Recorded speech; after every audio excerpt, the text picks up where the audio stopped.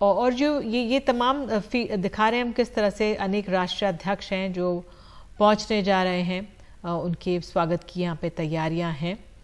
और तो डॉक्टर जाकिर हुसैन, अगर हम अमेरिका की बात करें, तमाम राष्ट्राध्यक्ष पहुंच रहे हैं, उनका तो स्वागत है ही, लेकिन अमेरिका अपने आप में एक सुपर पावर अपने आप को मानता है। और वो अब जो बाइडन का आना, शी जिनपिंग नहीं आ रहे हों, व्लादिमीर पुतिन नहीं आ रहे हो, लेकिन अगर जो बाइडन आ रहे हैं उसके क्या मायने हैं इस समिट के लिए? पहली बात तो व्हाइट हाउस ने एक स्टेटमेंट इशू किया था कि हम G20 जो भारत की सदस्य उसमें प्रेसिडेंसी में हो रहा है उसको कामयाब करने की पूरी लगन से हैं। नंबर एक तो ये बात हो गई कि वो चाहते हैं कि भारत की G20 प्रेसिडेंसी कामयाब हो, और वो हो गई है, अब हम लोगों ने खुद किया है उसमें। सेकंड जो है, अमेरिका से जो जून में जो विज़िट हुई थी, हमारे प्राइम मिनिस्टर की स्टेट विज़िट हुई थी, उसमें बहुत सारे मुआहदे किए गए थे, जिसमें डिफेंस का है, टेक्नोलॉजी का है, ट्रेड का है, वीज़ा का है, और ख़ासकर जो है न्यूक्लियर एनर्जी का है जो 2008 से पेंडिंग में पड़ी है। ये सारी इश्यूज़ पे एक बहुत ही क्लियर गाइडलाइन के साथ फाइनलाइज करने की पूरी उम्मीद है, क्योंकि अब कोई भी चीज़ें पाइपलाइन में नहीं रहेंगी। सेकेंड लेवल पर जो है मिनीलेटरल जिसे कहा जा रहा है उस पर बात होगी, जिस पे इंडो पैसिफिक पे भारत का क्या रवैया होगा और अमेरिका किस तरीके से सामने आएगा।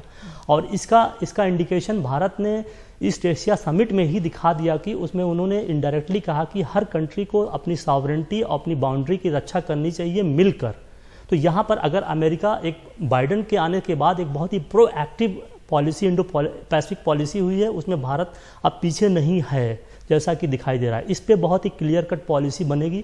और थर्ड जो बहुत ही महत्वपूर्ण है, जो G20 के लिए भी है, कि किस तरीके से मल्टीलेटरल डेवलपमेंट बैंक का रिस्ट्रक्चर किया जाए, जिससे फाइनेंसिंग की प्रॉब्लम जो डेवलपिंग और ग्लोबल साउथ में है उसको रिमूव किया जाए, उसको ओवरकम किया जाए, उनके ग्रोथ को मोमेंटम दिया जाए, उनके प्रोजेक्ट को आगे बढ़ाया जाए, कैसे जो है फाइनेंस किया जाए। ये सारी चीज़ें जो है एक इस बैठक में, इस विजिट के दौरान जो 3 दिन की विजिट होगी यहाँ पर, वो अपने आप में खुद एक बड़ा अचीवमेंट है कि दुनिया का सबसे बड़ा ताकतवर जो आदमी जो 3 दिन जो है दिल्ली में बैठेगा, तो इसका अपने आप में एक बड़ा मैसेज दुनिया में जा चुका है। शायद इसीलिए जो है शी जिनपिंग जो है अवॉइड भी कर चुके हैं कि मैं क्या करूँगा वहाँ पर। तो ये एक बड़ा मसला है चाइना के सामने।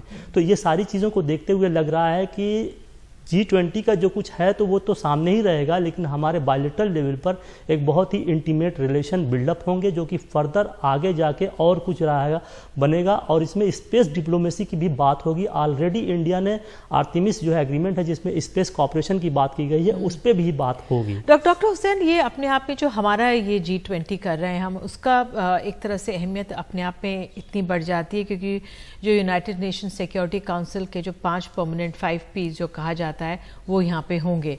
भले ही जिनपिंग ना हो, लेकिन वो देश यहाँ पर अपने आप में मौजूद होंगे।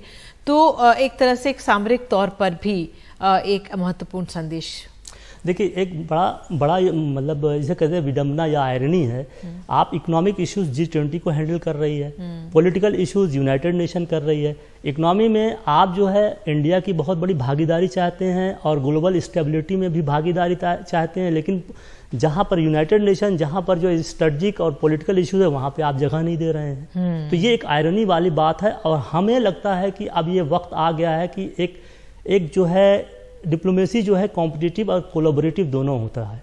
तो एक कोलैबोरेशन में जाके हमको ये बार्गेन करना चाहिए या अपनी पोजीशन को मजबूती से रखना चाहिए कि अब वक्त आ गया है कि यूनाइटेड नेशन का रिफॉर्म होना चाहिए। शायद न्यू दिल्ली डिक्लेरेशन के बाद जब भारत एक तरह से ग्लोबल साउथ को बिल्कुल आगे अपना वर्चस्व आगे बढ़ता हुआ दिखाई देगा, शायद उसके बाद दावेदारी और मजबूत हो जाएगी। और दावेदारी मजबूत है। ब्रिक्स में भी जो है ये कहा गया कि इंडिया, ब्राज़ील और साउथ अफ्रीका जो है यूनाइटेड नेशन के परमानेंट मेंबरशिप के दावेदार और बहुत ही मुस्तहिक हैं, इनको कंसीडर किया। तो यही मल्टीलेटरल फोरम्स जो हैं 21st सेंचुरी के लिए रिफॉर्म करना ज़रूरी है।